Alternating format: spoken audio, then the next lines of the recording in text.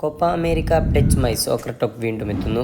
Copa അമേരിക്കയുടെ യുദ്ധഭൂമിയിൽ ഇനി കൊളംബിയയും ബ്രസീലും നേർക്കുനേർ. കോപ്പ അമേരിക്കയുടെ ആവേശപ്പോരിൽ ആര് ജയിക്കുമെന്ന കാത്തിരിപ്പിലാണ് ഫുട്ബോൾ ലോകം. ബ്രസീലും കൊളംബിയയും ഏറ്റുമുട്ടുമ്പോൾ ആര് വായും ആര് വീഴും.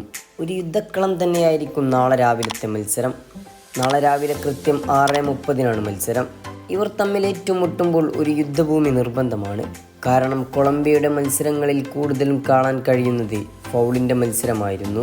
2014 ലോകകപ്പിനെത്തുമ്പോഴും ബ്രസീലും കൊളംബിയയും ഏറ്റുമുട്ടിയപ്പോൾ ബ്രസീലിൻ്റെ നെയ്മറിൻ്റെ നട്ടെല്ലിന് പരിക്കേൽപ്പിച്ചതും കൊളംബിയൻ താരം സുനികയായിരുന്നു. എന്നാൽ ഇന്നും ഒട്ടും മോശക്കാരല്ല കൊളംബിയ. പക്ഷേ കൊളംബിയയുടെ കളിശൈലികളിൽ കുറച്ച് മാറ്റങ്ങളൊക്കെയുണ്ട്.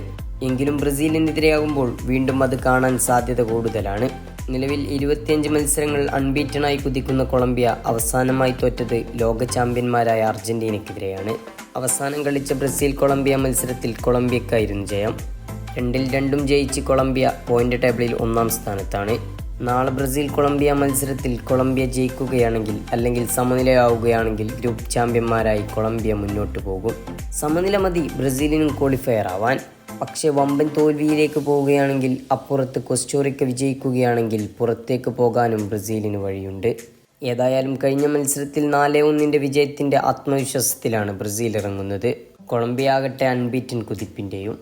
ഏതായാലും ആവേശകരമായ ഈ മത്സരത്തിന് കാത്തിരിക്കാം എന്തായിരിക്കും സ്കോർ എന്നറിയുവാനായി.